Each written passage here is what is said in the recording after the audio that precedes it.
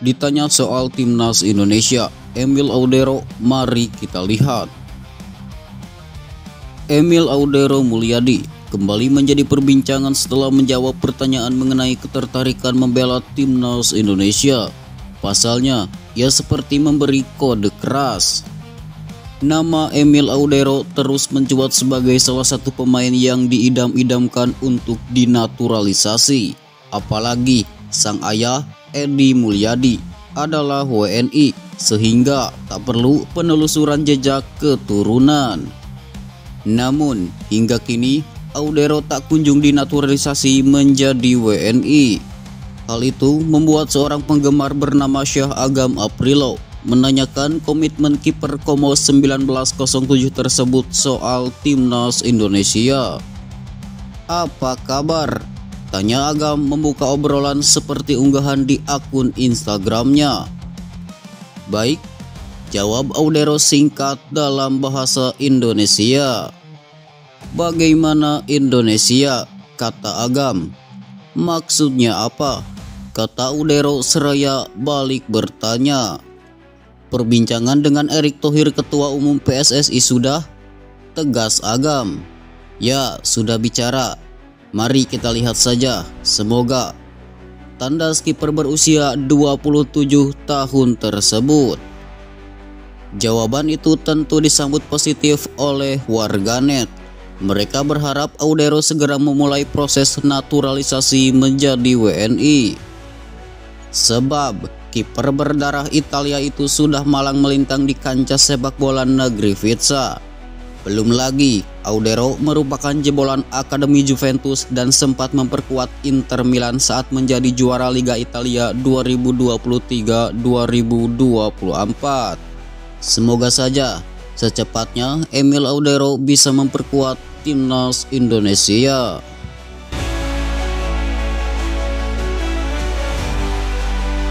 Skema serangan timnas Indonesia di Piala AFF 2024 belum mematikan. Exo PSSI harus diperbaiki pelatih. Anggota Komite Eksekutif PSSI Arya Sinulinga berharap pelatih Sintayong segera berbenah. Timnas Indonesia baru meraih 1 kemenangan, 1 seri dan 1 kalah di Piala AFF 2024 dari 3 laga. Pratama Arhan dan kawan-kawan sudah menceploskan 4 gol dan kemasukan dengan jumlah yang sama.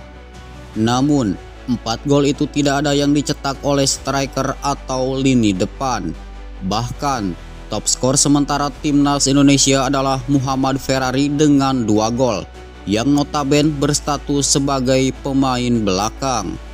Arya mengatakan, Sin harus terus membenahi kelemahan timnya termasuk soal lini serang. Apalagi, skuad Garuda diperkuat Rafael Struijk serta pelapis yang sebenarnya cukup tajam seperti Arhan Kakak dan Hoki Caraka. Nah, ini memang itu jadi kelemahan juga ya, harus diperbaiki oleh pelatih.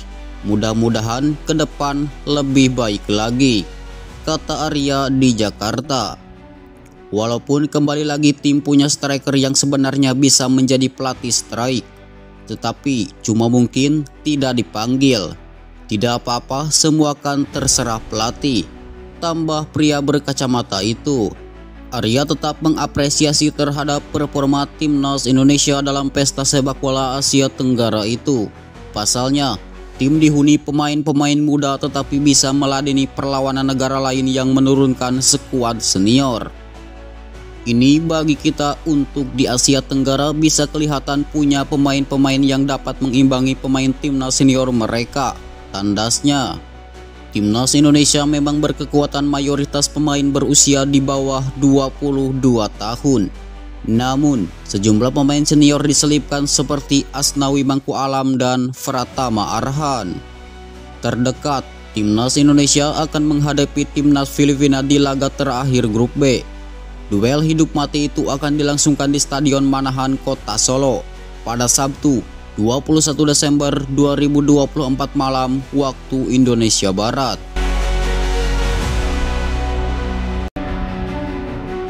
Erick Thohir tanggapi sorotan Sintayong soal format Piala AMEK 2024. semua pasti melelahkan. Ketua Umum PSSI Erick Thohir menanggapi sorotan pelatih Timnas Indonesia Sintayong soal format Piala ASEAN Mitsubishi Electric Cup 2024. Menurutnya, apapun format turnamen yang dulu bernama Piala AFF tersebut semuanya akan melelahkan. Sin memberikan sorotan terhadap padatnya jadwal Piala AFF 2024. Sebab hal itu sangat berpengaruh terhadap performa pemain dan kekhawatiran cedera. Erick Thohir mengatakan setiap turnamen pastinya akan memberikan tantangan, seperti juga Piala AFF. Menurutnya, jadwal padat harus diatasi dengan bijak oleh Timnas Indonesia karena pasti juga dikeluhkan negara lainnya. Ya, semua format pasti melelahkan. Karena itu kan saya tidak memaksa liga berhenti. Kami fokus ke pemain muda. Memang, ya, semua format melelahkan, kata Erick di Jakarta. Menteri BUMN itu menekankan, terpenting Timnas Indonesia bisa mengatasi tantangan dengan sebaik mungkin. Hal itu agar Pratama Arhan dan kolega bisa tetap tampil maksimal. Saya berharap apapun yang kami sudah jadikan program semua komitmen. Jangan banyak bicara, jangan banyak mengeluh. Kami fokus sajalah, tukas Erick. Kami fokus di program yang sudah kami sepakati. Program PSSI baik, pelatihnya baik, dan pemainnya harus baik, tandasnya. Seperti diketahui, format Piala AFF berubah sejak 2018. Sebelum pada tahun 1996 sampai 2002, turnamen menggunakan sistem round robin dengan tuan rumah.